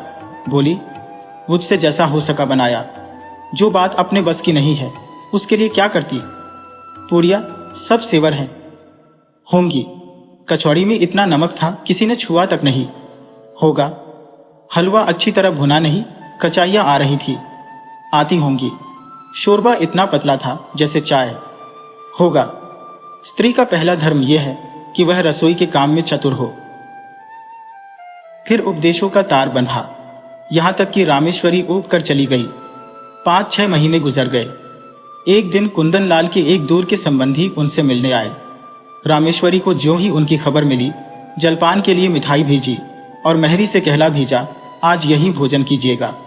वह महाशय फूले न समाये, बोरिया बंधना लेकर पहुंच गए और डेरा डाल दिया। 1 हफ्ता गुजर गया। आप टलने का नाम भी नहीं लेते। आव भगत में कोई कमी होती तो शायद उन्हें कुछ चिंता होती, पर रामेश्वरी उनकी सेवा सत्कार में जी जान से लगी हुई थी। फिर वह भला क्यों हटने लगे? एक दिन कुंदन लाल ने कहा, तुमने यह बुरा रोग पाला। रामेश्वरी ने चौंक कर पूछा, कैसा रोग? इन्हें टहला क्यों नहीं देती? मेरा क्या बिगाड़ रहे हैं? वो कम से कम 10 की रोज चपत दे रहे हैं, और अगर यही खातिरदारी रही तो शायद जीते जी टलेंगे भी नहीं। मुझसे तो यह नहीं हो सकता कि कोई 2-4 दिन के लिए आ जाए तो उसके सिर हो जाऊं, जब तक उनकी इच्छा हो रहे। ऐसे मुफ्तखोरों का सत्कार करना पाप है। अगर तुमने इतना सिर न चढ़ाया होता तो अब तक लंबा हुआ होता। जब दिन में 3 बार भोजन और 50 बार पान मिलता है तो उसे कुत्ते ने काटा है जो अपने घर जाए। रोटी का चोर बनना तो अच्छा नहीं, कुपात्र और सुपात्र का विचार तो कर लेना चाहिए। ऐसे आलसियों को खिलाना पिलाना वास्तव में उन्हें जहर देना है। जहर से तो केवल प्राण निकल जाते हैं, ये खातिरदारी तो आत्मा का सर्वनाश कर देती है। अगर ये हजरत महीने भर भी यहाँ रह गए तो फिर जिंदगी भर के लिए बेकार हो जाएंगे। फिर इनसे कुछ ना होगा और इसका सारा दोष तुम्हारे सिर होगा। तर्क का तांता बौध गया, प्रमाणों की झड़ी लग गई। रामेश्वरी खिसियाकर चली गई। कुंदनलाल उससे कभी संतुष्ट भी हो सकते हैं, उनके उपदेशों की वर्षा कभी बंद भी हो सकती है। यह प्रश्न उसके मन में बार बार उठने लगा। एक दिन देहात से भैंस का ताजा घी आया। इधर महीनों से बाजार का घी खाते खाते नाक में दम हो रहा था। रामेश्वरी ने उसे खुलाया, उसमें लौंग डाली और कड़ाह से निकालकर एक मटकी में रख दिया। उसकी सोंधी सोंधी सुगंध से सारा घर महक रहा था। महरी चौका बर्तन करने आई तो उसने चाहा कि मटकी चौके से उठाकर छींके या आले पर रख दे, पर संयोग की बात, उसने मटकी उठाई तो वह उसके हाथ से छूटकर गिर पड़ी। सारा घी बह गया। धमाका सुनकर रामेश्वरी दौड़ी तो महरी खड़ी रो रही थी और मटकी चूर चूर हो गई थी। तड़प कर बोली, मटकी कैसे टूट गई? मैं तेरी तलब से काट लूंगी। राम राम, सारा घी मिट्टी में मिला दिया। तेरी आंखें फूट गई थी क्या, या हाथों में दम नहीं था? इतनी दूर से मंगाया, इतनी मेहनत से गर्म किया, मगर एक बूंद भी गले के नीचे न गया। अब खड़ी बिसूर क्या रही है, जा अपना काम कर। महरी ने आंसू पोंछकर कहा, बहू जी अब तो चूक हो गई, चाहे तलब काटो चाहे जान मारो। मैंने तो सोचा उठाकर आले पर रख दूं तो चौका लगाऊं। क्या जानती थी कि भाग्य में यह लिखा है। न जाने किसका मुंह देखकर उठी थी। रामेश्वरी, मैं कुछ नहीं जानती, सब रुपये तेरी तलब से वसूल कर लूंगी। 1 रुपया जुर्माना न किया तो कहना। महरी, मर जाऊंगी सरकार, कहीं 1 पैसे का ठिकाना नहीं है। रामेश्वरी, मर जा या जी जा, मैं कुछ नहीं जानती। महरी ने 1 मिनट तक कुछ सोचा और बोली, अच्छा काट लीजिएगा सरकार, आपसे सब्र नहीं होता। मैं सब्र कर लूंगी। यही ना होगा, भूखों मर जाऊंगी। जीकर ही कौन सा सुख भोग रही हूं कि मरने को डरूं। समझ लूंगी। 1 महीना कोई काम नहीं किया, आदमी से बड़ा बड़ा नुकसान हो जाता है। यह तो घी ही था। रामेश्वरी को एक ही क्षण में महरी पर दया आ गई। बोली, तू भूखों मर जाएगी तो मेरा काम कौन करेगा? महरी, काम कराना होगा खिलाइएगा, न काम कराना होगा भूखों मारिएगा। आज से आकर आप ही के द्वार पर सोया करूंगी। रामेश्वरी, सच कहती हो, आज तूने बड़ा नुकसान कर डाला। महरी, मैं तो आप ही पछता रही हूं सरकार। रामेश्वरी, जा गोबर से चौका लीप दे, मटकी के टुकड़े दूर फेंक दे और बाजार से घी लेती आ। महरी ने खुश होकर चौका गोबर से लीपा और मटकी के टुकड़े बटोर रही थी कि कुंदनलाल आ गए और हांडी टूटी देखकर बोले, यह हांडी कैसे टूट गई? रामेश्वरी ने कहा। महरी उठाकर ऊपर रख रही थी, उसके हाथ से छूट पड़ी। कुंदनलाल ने चिल्लाकर कहा, तो सब घी बह गया? और क्या कुछ बच भी रहा? तुमने महरी से कुछ कहा? नहीं। क्या कहती? उसने जानबूझकर तो गिरा नहीं दिया। ये नुकसान कौन उठाएगा? हम उठाएंगे, और कौन उठाएगा? अगर मेरे ही हाथ से छूट पड़ती तो क्या हाथ काट लेती? कुंदनलाल ने ओंठ चबाकर कहा, तुम्हारी कोई बात मेरी समझ में नहीं आती। जिसने नुकसान किया है उससे वसूल होना चाहिए, यही ईश्वरीय नियम है। आंख की जगह आंख, प्राण के बदले प्राण, ये ईसा मसीह जैसे दयालु पुरुष का कथन है। अगर दंड का विधान संसार से उठ जाए तो यहां रहे कौन? सारी पृथ्वी रक्त से लाल हो जाए, हत्यारे दिन दहाड़े लोगों का गला काटने लगे। दंड ही से समाज की मर्यादा कायम है। जिस दिन दंड न रहेगा संसार न रहेगा। मनु आदि स्मृतिकार बेवकूफ नहीं थे कि दंड न्याय को इतना महत्व दे गए। और किसी विचार से नहीं तो मर्यादा की रक्षा के लिए दंड अवश्य देना चाहिए। ये रुपये महरी को देने पड़ेंगे, उसकी मजदूरी काटनी पड़ेगी। नहीं तो आज उसने घी का घड़ा लुढ़का दिया है, कल कोई और नुकसान कर देगी। रामेश्वरी ने डरते डरते कहा, मैंने तो उसे क्षमा कर दिया है। कुंदनलाल ने आंखें निकालकर कहा, लेकिन मैं नहीं क्षमा कर सकता। महरी द्वार पर खड़ी यह विवाद सुन रही थी। जब उसने देखा कि कुंदनलाल का क्रोध बढ़ता जाता है और मेरे कारण रामेश्वरी को घुड़कियां सुननी पड़ रही है, तो वह सामने जाकर बोली, बाबूजी, अब तो कसूर हो गया। अब सब रुपये मेरी तलब से काट लीजिए। रुपये नहीं है, नहीं तो अभी लाकर आपके हाथ पर रख देती। रामेश्वरी ने उसे घुड़क कर कहा, जब भाग यहां से, तू क्या करने आई? बड़ी रुपए वाली बनी है। कुंदनलाल ने पत्नी की ओर कठोर नेत्रों से देखकर कहा, तुम क्यों उसकी वकालत कर रही हो? यह मोटी सी बात है और इसे एक बच्चा भी समझता है कि जो नुकसान करता है उसे उसका दंड भोगना पड़ता है। मैं क्यों 5 रुपए का नुकसान उठाऊं बेवजह? क्यों नहीं इसने मटके को संभाल कर पकड़ा? क्यों इतनी जल्दबाजी की? क्यों तुम्हें बुलाकर मदद नहीं ली? ये साफ इसकी लापरवाही है। ये कहते हुए कुंदनलाल बाहर चले गए। रामेश्वरी इस अपमान से आहत हो उठी। लौटना ही था तो कमरे में बुलाकर एकांत में लौटते। मेहरी के सामने उसे रुई की तरह धुन डाला।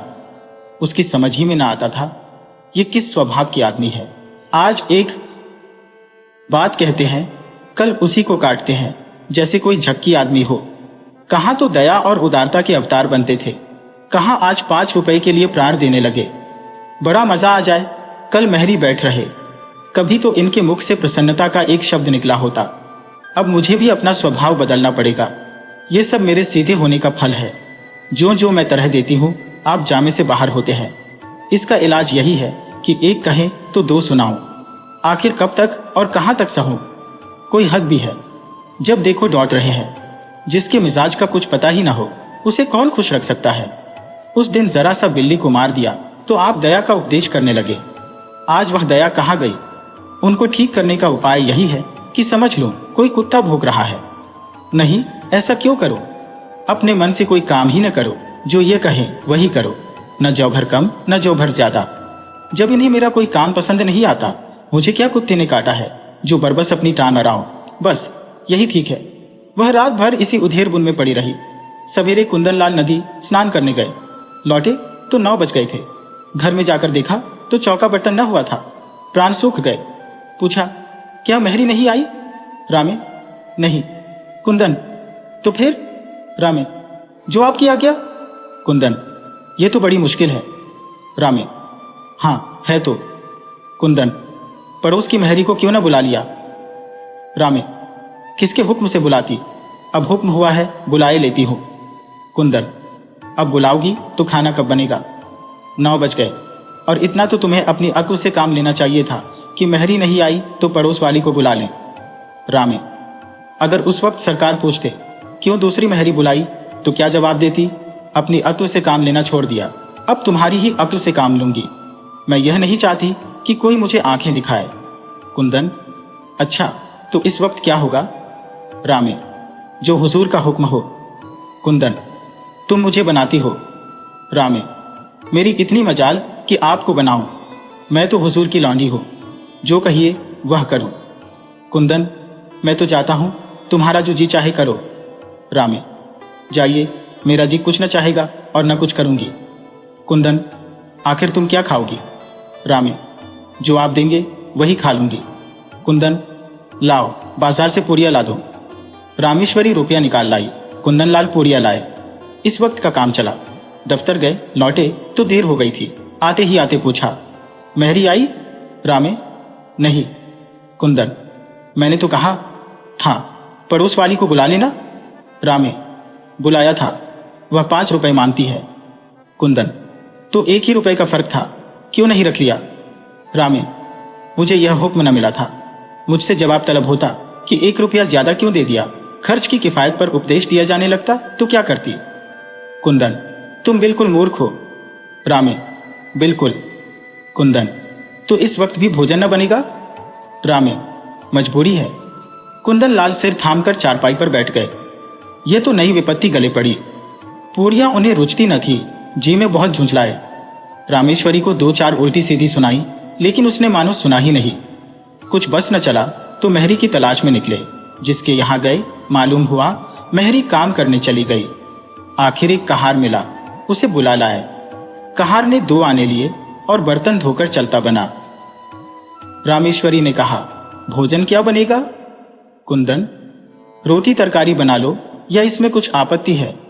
रामे, तरकारी घर में नहीं है। कुंदन, दिन भर बैठी रही, तरकारी भी ना लेते बनी। अब इतनी रात गए, तरकारी कहाँ मिलेगी? रामे, मुझे तरकारी ले रखने का हुक्म न मिला था। मैं पैसा ढेला ज्यादा दे देती तो। कुंदन लाल ने विवशता से दांत पीसकर कहा। आखिर तुम क्या चाहती हो? रामेश्वरी ने शांत भाव से जवाब दिया। कुछ नहीं, केवल अपमान नहीं चाहती। कुंदन, तुम्हारा अपमान कौन करता है? रामे, आप करते हैं। कुंदन, तो मैं घर के मामले में कुछ न बोलूं? रामे, आप न बोलेंगे तो कौन बोलेगा? मैं तो केवल हुक्म की ताबेदार हूं। रात रोटी दाल पर कटी, दोनों आदमी लेटे। रामेश्वरी को तो तुरंत नींद आ गई। कुंदन लाल बड़ी देर तक करवटें बदलते रहे। अगर रामेश्वरी इस तरह सहयोग न करेगी तो एक दिन भी काम न चलेगा। आज ही बड़ी मुश्किल से भोजन मिला, इसकी समझ ही उलटी है। मैं तो समझाता हूं, यह समझती है, दौड़ रहा हूं। मुझसे बिना बोले रहा भी तो नहीं जाता। लेकिन अगर बोलने का यह नतीजा है तो फिर बोलना फिजूल है। नुकसान होगा बला से। यह तो ना होगा कि दफ्तर से आकर बाजार भागूं। महरी से रुपये वसूल करने की बात इसे बुरी लगी और थी भी भेजा। रुपए तो न मिले, उलटे महरी ने काम छोड़ दिया। रामेश्वरी को जगाकर बोले, कितना सोती हो तुम?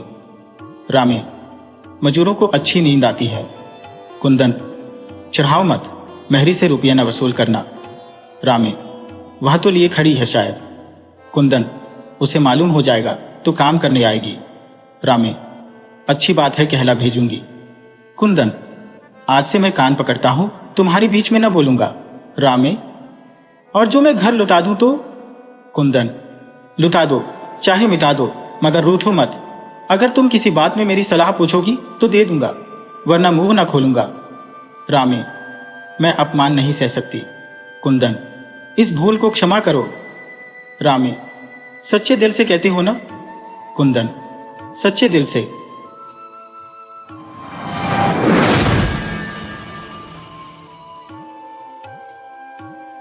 एक बार की बात है, तंगोटूर नामक गांव में सोम और राम नाम के दो भाई रहते थे। राम छोटा था और अत्यधिक परिश्रमी था। दूसरी ओर सोम बिल्कुल ही आलसी और कामचोर था। ये लो बेटा, तुम्हारे पिता के निधन के बाद मुझे सौंपे गए दस्तावेज। पूरी 8 एकड़ भूमि तुम्हारे पिता ने बराबर बराबर बांटी थी। आज से अपनी अपनी भूमि लो और खेती करके शांति से रहो, चाचा ने कहा। चाचा, आपका बहुत बहुत धन्यवाद। आप तो हमारे बाबा के खास मित्र थे, राम ने उत्तर दिया। इस प्रकार दोनों भाइयों ने अपने पिता की दी हुई भूमि पर खेती करनी शुरू की और अनाज और फसल उगाने लगे। राम, इस साल तो बहुत ही अच्छी फसल हुई है, काका ने कहा। जी हाँ काका, इस साल तो भारी फसल मिली है। बेचने पर कितना अनाज आया? राम ने पूछा। बेटा, 4 एकड़ जमीन मिलाकर 100 बोरों का अनाज हुआ है, काका ने बताया। काका, सोम, तुम्हें कितनी फसल मिली है? लाभ हुआ या नहीं? राम ने पूछा। हाँ, 1 एकड़ में 15 बोरों के हिसाब से 4 एकड़ में 60 बोरों की फसल मिली है, सोम ने उत्तर दिया। लेकिन तुम्हारे छोटे भाई को 100 बोरों की फसल मिली है और तुम्हें केवल 60 क्यों? दोनों की जमीन तो एक जैसी ही है, काका ने पूछा। क्या कहा? छोटे को मुझसे 40 बोरे ज्यादा फसल मिली है? उसने मुझे बताया नहीं, सोम ने अचंभित होकर कहा। घर पहुंचकर सोम ने अपनी बीवी को फसल के बारे में बताया। मुझे पता है, आपको 40 बोरों का नुकसान हुआ। समझ आया, आप अपने भाई की तरह मेहनत नहीं करते। जब मन करता है तब खेत जाते हैं। ऐसा ही रहा तो कैसे चलेगा? बीवी ने कहा। तो मैं क्या करूं? पिताजी के जमाने से ही मैं खेत में काम करने के लिए बहुत कम जाता था, मगर वो राम तो हमेशा बाबा के साथ खेत में काम करता था, सोम ने कहा। देखिए, इस बार आलस मत करिएगा। अभी अपने भाई के पास जाइए और उससे मिलकर खेती बाड़ी करने को कहिए। राम जरूर मान जाएगा और सारी तकनीक भी सिखा देगा। ऊपर से आपको भी उसके बराबर का हिस्सा मिलेगा। जाकर बात कीजिए, बीवी ने सलाह दी। तुमने ठीक सलाह दी है। खामख्वाह दोनों अलग अलग खेती कर रहे हैं। दोनों मिलकर काम करेंगे तो अच्छी फसल मिल सकती है। मैं कल ही जाकर राम से यह बात कहूंगा, सोम ने कहा। अगले दिन सोम अपने छोटे भाई के पास गया। भैया, आज से हम दोनों मिलकर साथ में काम करेंगे। मुझे कोई आपत्ति नहीं है। बाबा की दी हुई जमीन को 2 टुकड़ों में बांटना मुझे अच्छा नहीं लगता था, सोम ने कहा। जी हाँ, एक ही गांव में रहते हुए हम दोनों भाई अलग अलग काम क्यों कर रहे हैं? राम ने सहमति जताई। सोम ने तुरंत अपने भाई को मना लिया। हल चलाने का समय आ गया। भैया, कल से हमें हल चलाना होगा, इसलिए सुबह 6 बजे उठकर तैयार रहना, सोम ने कहा। इस प्रकार दोनों भाई मिलकर खेती करने लगे और भविष्य में उन्हें अच्छी फसल मिली। इस वर्ष मुझे धूप में काम करने की आदत बिल्कुल नहीं है। किसी तरह इस काम से छुटकारा पाना है। राम, जरा सुनो, मेरी बीवी के भाई की शादी आ गई है। कम से कम 10 दिन पहले वहां पहुंचना है और मैंने भी उन लोगों से वादा किया था। अब नहीं गया तो अच्छा नहीं होगा। जी हाँ, नजदीकी रिश्तेदारों की शादी में 10 दिन पहले जाना चाहिए, राम ने उत्तर दिया। ठीक है भैया, आप जाकर आओ, आपके हिस्से का काम भी मैं कर लूंगा। आप बेफिक्र होकर जाइए, राम ने सहजता से कहा। हे भगवान, मुझे तो लगा था कि तुम नहीं मानोगे। चलो ठीक है, मैं 10 दिन में शादी से वापस आ जाऊंगा और फिर खेती में मदद करूंगा। सोम ने राहत की सांस ली। इस प्रकार सोम काम छोड़कर अपनी बीवी के साथ अपने साले की शादी में चला गया। जब राम को यह बात पता चली तो वह चिंतित हो गया। क्या हुआ राम, मुझे क्यों बुलाया? दोस्त ने पूछा। काम पर तुम्हारे भैया कहाँ हैं? राम ने सवाल किया। नहीं रे, वह पास ही के गांव में साले की शादी में गए हैं। 10 दिन बाद आएंगे। जब तक वह वापस नहीं आते तुझे मेरी मदद करनी होगी, इसलिए तुझे बुलाया। अरे वह तो कोई बात नहीं राम, हम तो एक दूसरे की सहायता करते हैं। चलो अब हम काम करते हैं, दोस्त ने कहा। इस प्रकार अपने दोस्त की मदद से राम ने पूरे खेत में हल चलाया और कुछ दिनों बाद बीज डालने का समय आ गया।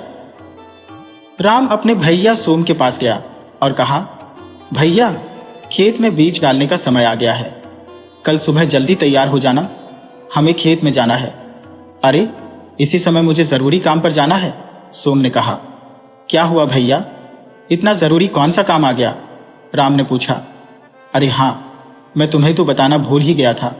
शहर में मेरे साले की एक दुर्घटना में टांग टूट गई। उसने मुझे जल्दी बुलाया है। इस समय उसे छोड़कर यहां रहना अच्छा नहीं लगेगा, इसलिए कल सुबह शहर जाने की सोच रहा था, सोम ने उत्तर दिया। हे राम, यह तो आपको ही पता भैया, इस समय अपनों की मदद करना धर्म है। ठीक है, आप जाइए, मैं यहाँ का सारा काम देख लूंगा, राम ने सहमति जताई। अरे वाह, ये तो तुरंत राजी हो गया मेरे हिस्से का काम करने के लिए। दोनों मिलकर खेती बाड़ी करेंगे, यह प्रस्ताव मेरे लिए अच्छा साबित हुआ। नहीं तो मुझे बहुत सारा काम करना पड़ता, सोम ने सोचा। क्या सोच रहे हो भैया? मैंने बोला ना, मैं यहाँ का सब कुछ देख लूंगा, आप निश्चिंत होकर जाइए, राम ने कहा। वही तो सोच रहा हूँ, सारे काम तुम पर छोड़कर शहर जाना मुझे अच्छा नहीं लग रहा है, मगर क्या करूं, जाना पड़ेगा, सोम ने कहा। अगले दिन सुबह होते ही सोम फिर से कोई बहाना बनाकर शहर चला गया। हे राम, आज इतना सारा काम अकेले करने में बहुत कठिनाई हो रही है, और आज रंगा को भी उसके खेत में काम आ गया है, नहीं तो वह तो कुछ सहायता कर देता। थोड़ी देर बाद वह रंगा को बुलाता है। क्या हुआ रंगा, तुम्हारा काम हो गया? इतनी जल्दी आ गए तुम? मेरे खेत का सारा काम हो गया भाई, मैंने और 2 मजदूरों ने मिलकर सब निपटा लिया। और तूने कहा था ना, तेरा भाई और तू दोनों खेत में काम करोगे? भैया आए नहीं, राम ने निराशा से कहा। उनके साले की टांग टूट गई है, इसलिए उन्हें देखने के लिए शहर गए हैं। वापस आने में कम से कम 10 दिन लगेंगे, तब तक कामकाज नहीं रुक सकते ना, इसलिए मुझे अकेला ही सब करना पड़ रहा है। हाँ, जब तुम्हारे खेत में कोई काम नहीं रहता तभी तुम्हारा भाई खेत में रहता है, और जिस दिन काम होता है उस दिन शहर चला जाता है। मेरा शक सही है, वह तुम पर सारा काम छोड़ देता है, जानबूझकर बहाने बनाता है और शहर जाता है। तुम क्या बोल रहे हो? ये सब कहकर तुम मेरे और मेरे भैया के बीच झगड़ा करवाना चाहते हो क्या? वैसा कुछ भी नहीं है, वो मेरे सगे भाई हैं, मुझे कभी धोखा नहीं देंगे, समझे? वो मुझसे बहुत प्यार करते हैं। भाई, तुझे मेरी बातों पर विश्वास नहीं हो रहा है ना? तो देखना, मेरी बात सच होगी। इस प्रकार जब भी खेत में कोई काम होता, सोम बहाना बनाकर कहीं ना कहीं चला जाता। कुछ दिनों के बाद फसल काटने का समय आया। राम ने सोम को बुलाया। हे भगवान, ये काम आज ही आना था क्या? आज तो मेरे पेट में सुबह से दर्द हो रहा है। अच्छा राम, एक काम करो, तुम 2 दिन के बाद हम दोनों मिलकर इस काम को पूरा कर देंगे। भैया, अभी तो बहुत देर हो गई है। पिछली बार आपने शहर जाकर भी काम को टाल दिया था। अब आपकी तबीयत ठीक नहीं होने की वजह से 2 दिन और बोल रहे हो। अगर ऐसे टालते गए तो सारा अनाज खराब हो जाएगा। ठीक है, मैं काम निपटा लेता हूँ। आप अपनी सेहत पर ध्यान दीजिए। अगर जरूरत पड़ी तो तुरंत वैद्य जी को बुला लेना। इसके बाद राम ने उस काम को 2 मजदूरों के साथ मिलकर पूरा कर लिया। पूरे अनाज को बोरियों में भरकर तैयार किया। अगले दिन सोम खेत पर आया और कहने लगा, कैसे हो राम, इस साल कितनी फसल मिली हम दोनों को? भैया, सारी फसल यहीं पर है, अभी तक मैंने गिनी नहीं है। जितना भी आएगा उसमें से हम दोनों को आधा आधा मिलेगा ना? भैया, इसमें हम दोनों को आधा आधा हिस्सा मिलेगा। तो फिर अनाज की बोरियों को घर ले जाए। आप इस फसल को घर लेकर जाइए। भैया, मैं कल सुबह आऊंगा। शहर में मेरे दोस्त की शादी है, मैं और रंगा मिलकर शादी में जा रहे हैं। यह भी कोई कहने वाली बात है? मैं फसल को घर लेकर चला जाऊंगा, तुम आराम से आना, सोम ने उत्तर दिया।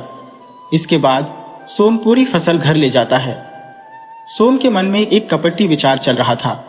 उसने सोचा, इतनी सारी बोरियां हैं, राम ने तो इनकी गिनती भी नहीं की है। मैं 4 बोरे चुपचाप ले लूंगा, उसे पता भी नहीं चलेगा। बची हुई बोरियों में वो आधा आधा हिस्सा करेगा। सोम ने तुरंत 4 बोरियों को घर के अंदर छिपा दिया। उसकी बीवी देखती है और पूछती है, ये क्या जी, आप अकेले फसल लेकर आए हैं? आपका भाई कहाँ है? जोर से मत बोलो, सोम ने धीमी आवाज में कहा। इसीलिए मैं 4 बोरियां घर में छुपा रहा हूं। आप कितने भोले हैं जी, सिर्फ 4 बोरियों के लिए इतना सोच रहे हैं। देखिए, आपका भाई कल सुबह तक नहीं आने वाला। इतने में अगर हम लोग मिलकर सारी फसल की बोरियों को मेरे भाई के घर पर रख दें तो क्या पूरी फसल को तुम्हारे भैया के घर में पहुंचाना है? सोम ने आश्चर्य से पूछा। हाँ, हम फसल को भाई के घर पर रख देंगे और कहेंगे कि रातों रात चोर फसल चुरा ले गए। इसके बाद आपका भाई क्या कर पाएगा? और उसकी तो शादी भी नहीं हुई है। बाप रे, कितनी ज्यादा अक्लमंद हो तुम। मैं तो खाली 4 बोरियों के लालच में पड़ गया था। अब तुरंत ही सारी फसल को तुम्हारे भैया के घर पहुंचा दूंगा।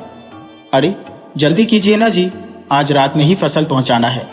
अगर किसी ने देख लिया तो आपके भाई को जरूर बता देगा। सोम और उसकी बीवी मिलकर सारी फसल को अपने साले के घर पर छिपा देते हैं और चुपचाप वापस आकर सो जाते हैं। अगले दिन सुबह जब राम वापस आता है तो देखता है, ये क्या, भैया अभी तक नींद से जाग रहे हैं। शायद भैया, राम ने धीरे से कहा। क्या हुआ राम, शादी धूमधाम से हो गई क्या? फसल को घर लेके आया था ना? बहुत थक गया था कल, इसलिए आज सुबह जल्दी से उठ नहीं पाया। हाँ भैया, आप तो थक गए होंगे। ठीक है, फसल को कहां पर रखा है आपने? आधा आधा बांटकर बोरियों में गिन लो। अरे बाप रे, अनाज की सारी बोरियां यहीं पर तो रखी थी मैंने, कहां गई? सोम ने घबराहट से कहा। क्या बोल रहे हो भैया, यहां पे रखी हुई सारी बोरियां कहां गई? राम ने पूछा। मुझे नहीं पता, रात को तो यहीं पर रखी थी। सुबह तुम्हारे आने के बाद आधा आधा बांट लेंगे, यह सोचा था। अब क्या करेंगे? हाँ, इतने में चोर चुरा कर ले गए, सोम ने कहा। यह चोरों का ही काम है, नहीं तो यहां पर रखी हुई अनाज की बोरियों को कौन ले जाएगा? हे भगवान, भैया यह आपने क्या किया? पूरे 6 महीने की मेहनत को आपने चोरों के हाथों सौंप दिया। ये आपसे उम्मीद नहीं थी। ऐसे क्यों बोल रहे हो राम, मैंने तो जानबूझकर चोरों के हाथ में नहीं दिया ना। याद रखना, उस अनाज में मेरा भी हिस्सा था।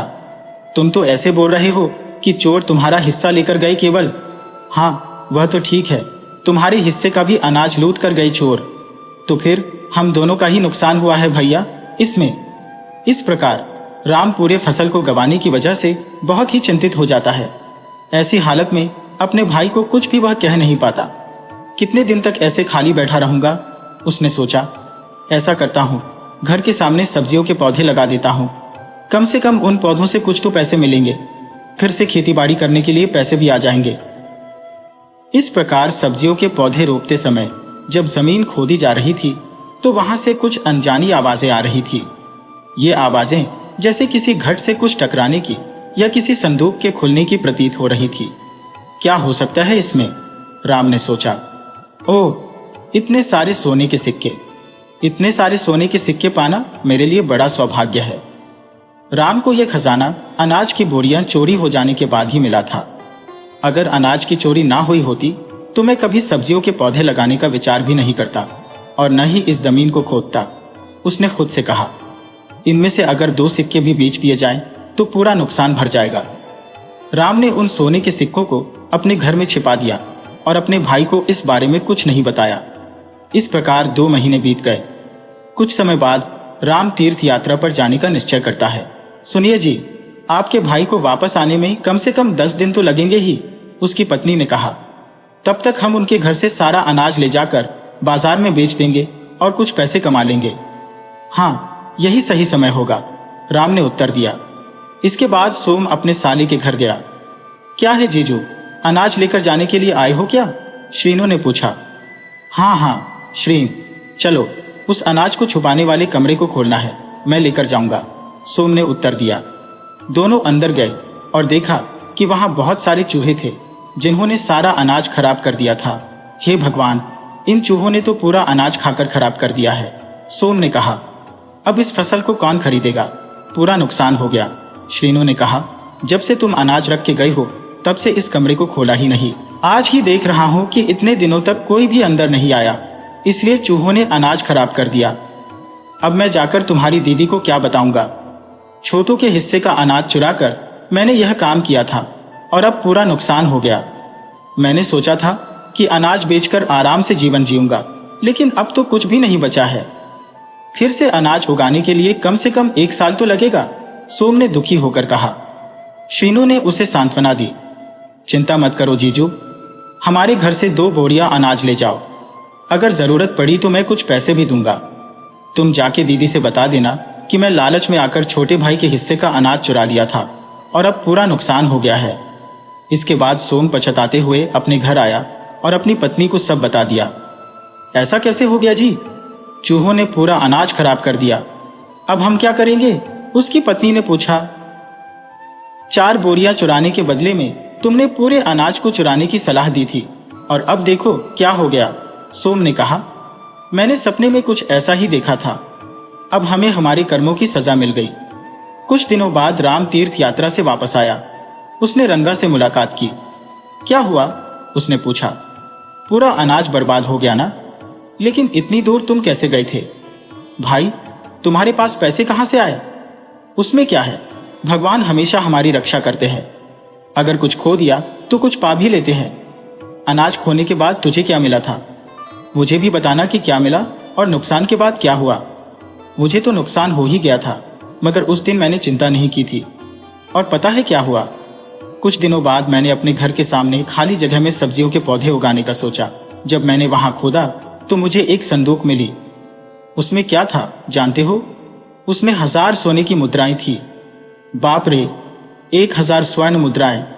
देखना, जो कोई भी चोर था उसने मेरे अनाज को चुराकर मेरा बहुत बड़ा फायदा किया है। ये बात तुम्हारे भाई को पता है? नहीं रे, मैंने तो ये बात अभी तक नहीं बताई। मैं ये बताना ही भूल गया। ये बात सबसे पहले तुझे बता रहा हूं। तुम्हें पता है, वेंकटेश से कल तुम्हारे भाई ने कुछ पैसे उधार मांगे थे, पर उसने दिए नहीं। उसने तुम्हारे भाई को धक्के मारकर निकाल दिया और कहा कि अगर राम वचन देगा तभी वह कुछ पैसे उधार दे सकता है। अच्छा, ऐसा हुआ है? मुझे तो इस बारे में कुछ भी मालूम नहीं था। रंगा, ठीक है, अभी भैया के पास जाता हूं और यह सोने की सारी बात उनको बता देता हूं। इसके बाद राम अपने भाई के पास जाकर उसे सारी बात बताता है। भैया, आप चिंता मत करना, मेरे पास अभी बहुत सारा सोना है, उसमें से मैं आपको आधा हिस्सा दे दूंगा। तुम कितने भोले हो राम, मैंने तो तुम्हें धोखा देने का सोचा था और मुझे सबक भी मिल गया। मुझे क्षमा करना भाई। क्या बोल रहे हो भैया? मैं आपको क्यों क्षमा करूं? आपने मुझे कब धोखा दिया था? मैंने तुझे धोखा देकर अनाज को अपने साले के घर में छुपा दिया था और चूहों ने उसे बर्बाद कर दिया। जाने दो ना भैया, ऐसा होना ही था मेरे भाग्य में। अगर उस दिन आप वैसा नहीं करते तो आज हमारे पास इतना सारा सोना नहीं होता। ठीक है, आज से हम दोनों मिलकर खेती बाड़ी में एक दूसरे की मदद करेंगे। बिल्कुल छोटे, आज से मैं तेरी सच्चे दिल और लगन से सहायता करूंगा, मैं वचन दे रहा हूं। उस दिन से सोम पूरी तरह से बदल जाता है और एक नेक इंसान बन जाता है। दोनों भाई मिलजुल कर खेती बाड़ी करते हैं और बहुत ही लाभ कमाते हैं।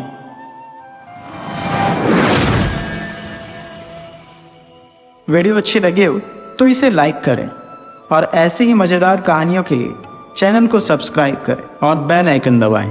ज़्यादा से ज़्यादा अपने दोस्तों को शेयर करें। धन्यवाद।